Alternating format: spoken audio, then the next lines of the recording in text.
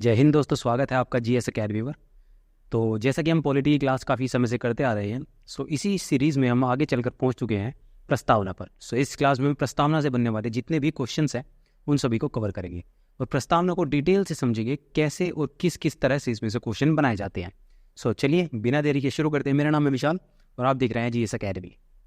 चलिए बात करते हैं सबसे पहले प्रस्तावना। देखिए, प्रस्तावना को उद्देशिका के नाम से भी जाना जाता है। अब इसे उद्देशिका कहा क्यों जाता है, इसे समझने के लिए हमें थोड़ा पास्ट को समझना पड़ेगा। देखिए, बात है 13 दिसंबर 1946 पंडित जवाहरलाल नेहरू द्वारा उद्देश्य प्रस्ताव पेश किया गया संविधान सभा की तृतीय बैठक में।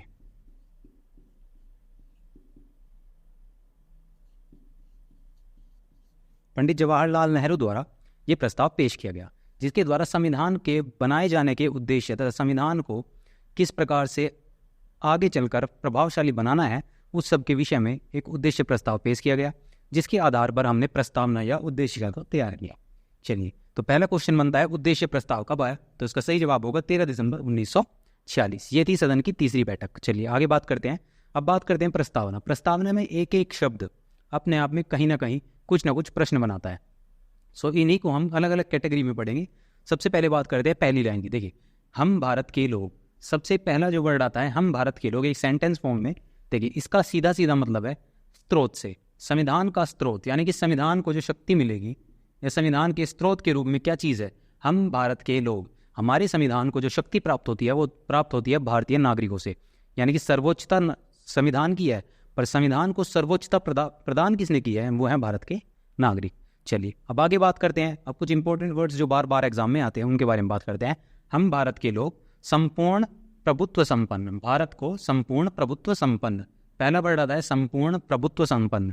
अब इसका मतलब क्या है, देखिए, भारत गुलामी के बाद से जब आज़ाद हुआ उसके बाद में संविधान सभा के अंदर एक बात स्पष्ट की गई प्रस्तावना के माध्यम से कि भारत जो है अपने आंतरिक और बाह्य फैसलों के लिए लेने के लिए पूर्ण रूप से क्या है, प्रभुत्व, यानी अपने जितने भी फैसले होंगे उन पर पूर्ण रूप से प्रभुत्व का भाव रखते हुए, यानी कि पूर्ण रूप से स्वतंत्र होते हुए संपन्न रूप से फैसले ले सकता है। इसी से चरण में वर्ड आता है समाजवादी पंथ निरपेक्ष। अब समाजवादी से क्या मतलब है, देखिए, समाजवादी भारतीय व्यवस्था के अंदर देखे या भारतीय समाज के अंदर देखे, समाजवादी शब्द महात्मा गांधी की विचारधारा से है, ना कि मार्क्सवादी विचारधारा की। अब मार्क्सवादी और महात्मा गांधी की विचारधारा में क्या अंतर है, ऐसे इसे शॉर्ट में समझने के लिए समझ लीजिए कि मार्क्सवादी विचारधारा कहती है कि गरीब और अमीर के बीच का संघर्ष, जबकि महात्मा गांधी की समाजवादी विचारधारा कहती है गरीब और अमीर के बीच के अंतर को कम करने के लिए वैचारिक मतभेद को दूर करना। तो इसी प्रकार से यहाँ संघर्ष ना होकर केवल वैचारिक मतभेद को सलाह भाव या बंधुता के भाव के साथ में हल करना है। अब आगे बात करते हैं पंथ निरपेक्ष। देखिए, भारतीय संविधान स्पष्ट रूप से एक बात कहता है कि भारतीय संविधान जो है या भारत जो है किसी भी प्रकार से किसी पंथ, यानी कि किसी समुदाय, धर्म या किसी पंथ के प्रति आकर्षित ना होकर पूर्ण रूप से क्या है, पंथ निरपेक्ष, यानी कि किसी भी धर्म को नहीं मानता है, वो केवल संविधान को सर्वोच्च मानकर सभी के लिए समान भावना प्रस्तुत करता है।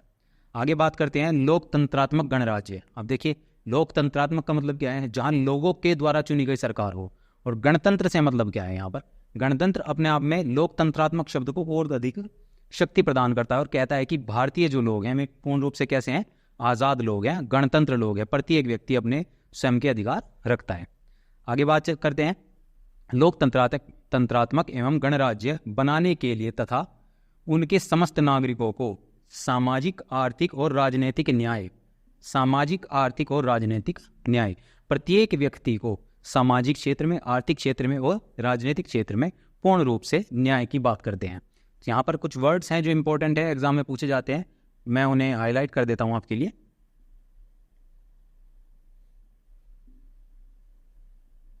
चलिए बात करते हैं इसके आगे।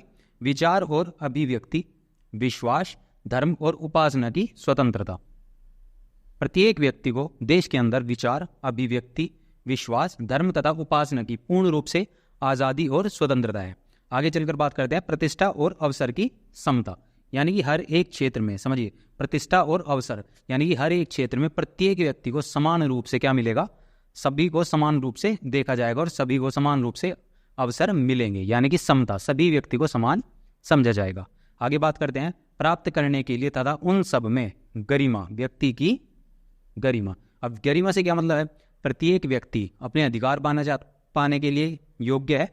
इसके साथ साथ उसे एक देश में या समाज में रहने के लिए अपनी एक गरिमा के अंदर रहना होगा, यानी कि प्रत्येक व्यक्ति की एक अपनी गरिमा होगी। आगे बात करते हैं राष्ट्र की एकता और अखंडता। देखिए, प्रत्येक देश के नागरिक का एक कर्तव्य होता है देश को पूर्ण रूप से एकता और अखंडता के सूत्र में बांधे रखना। इसी को आगे चल के बताए जाएंगे। सुनिश्चित करने वाली बंधुता, यानी कि सभी में भाईचारे वाले भाव के साथ में रहने की बात की गई है। बढ़ाने के लिए दृढ़ संकल्प होकर अपनी इस संविधान सभा में आज तारीख 26 नवंबर 1949, देखिए 26 नवंबर 1949 वह तारीख है जिसमें संविधान क्या हुआ था, अंगीकृत हुआ था। चलिए, में मिति मार्गशीर्ष शुक्ला सप्तमी सम्मत 2006 विक्रमी को एतत् द्वारा इस संविधान को अंगीकृत, अधिनियमित और आत्मार्पित करते हैं। ये संविधान सभा में पूर्ण रूप से चर्चा की गई थी। देखिए, हमने कुछ शब्द समझे हैं जिनके बारे में संविधान की एक समझ लीजिए, टिप्पणी कर लीजिए, या फिर संक्षिप्त में संविधान को समझने का माध्यम समझ लीजिए। ठीक है, चलिए अब बात करते हैं आगे भी। उद्देश्य प्रस्ताव के बारे में हम चर्चा कर चुके हैं। 13 दिसंबर 1946 को उद्देश्य प्रस्ताव पंडित जवाहरलाल नेहरू संविधान सभा की तृतीय बैठक में लेकर आए थे। चलिए अब बात करते हैं इस प्रस्तावना की शब्दावली। देखिए, यहाँ से भी एग्जामिनर 2 क्वेश्चन करता है। प्रस्तावना की जो शब्दावली है वो हमने अमेरिका से ली है, अमेरिका के संविधान से हमने प्रस्तावना की शब्दावली ली है, जबकि जो भाषा है वो हमने ऑस्ट्रेलिया के संविधान से ली है।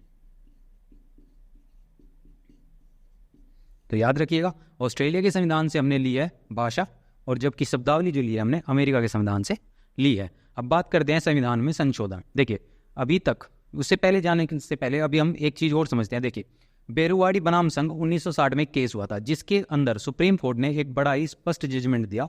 कहा कि जो उद्देशिका है, यानी कि प्रस्तावना जो है, वो भारतीय संविधान का अभिन्न अंग नहीं है। तो ऐसे में इसमें, जैसा कि हम जानते हैं, संविधान में संशोधन के माध्यम है हमारे पास 368 अनुच्छेद के अनुसार। पर जब कहा गया कि बेरुवाड़ी बनाम संघ केस के अंदर 1960 में कह दिया गया सुप्रीम कोर्ट द्वारा कि भारतीय संविधान के अंदर जो प्रस्तावना है वो पूर्ण रूप से पृथक है और इसके मूल ढांचे में कोई भी परिवर्तन नहीं किया जा सकता, तो संविधान के अंदर प्रस्तावना में कोई भी परिवर्तन नहीं किया गया। पर जैसे ही केशवानंद भारती बनाम केरल राज्य का मुकदमा हुआ, यह हुआ था 1973 में, इसमें सुप्रीम कोर्ट ने अपने ही जजमेंट को दोबारा से बदलते हुए कह दिया कि प्रस्तावना जो है भारतीय संविधान का अभिन्न अंग है और इसके मूल ढांचे को छोड़कर इसमें परिवर्तन किया जा सकता है, जिसके परिणाम में 42वां संविधान संशोधन 1976 किया गया, जिसके द्वारा संविधान में 3 नए शब्द जोड़े गए। अब उनके बारे में बात करते हैं। सबसे पहला है समाजवादी। समाजवादी शब्द संविधान में जोड़ा गया। इसके बाद में जोड़ा गया पंथ निरपेक्ष,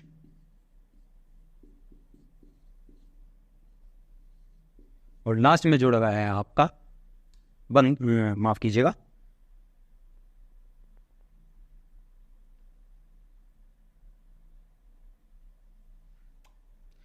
ब्रेक।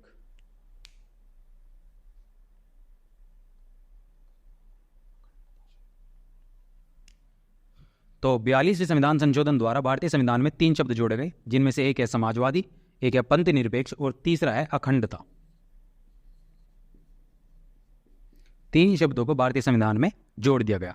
अब बात करते हैं संविधान के साथ साथ प्रस्तावना जो है हमारी, प्रस्तावना में यानी कि एक बार संविधान संशोधन हुआ है और प्रस्तावना के संदर्भ में लोगों ने, बड़े बड़े व्यक्तियों द्वारा क्या कहा गया है। तो एक व्यक्ति थे N.A. पालकीवाला, जिनके द्वारा संविधान का परिचय पत्र, संविधान के परिचय पत्र के रूप में प्रस्तावना को संबोधित किया गया था। इसके अलावा अल्लादी कृष्ण स्वामी अय्यर ने भी दीर्घकालीन सपनों का विचार प्रस्तावना को कहा है।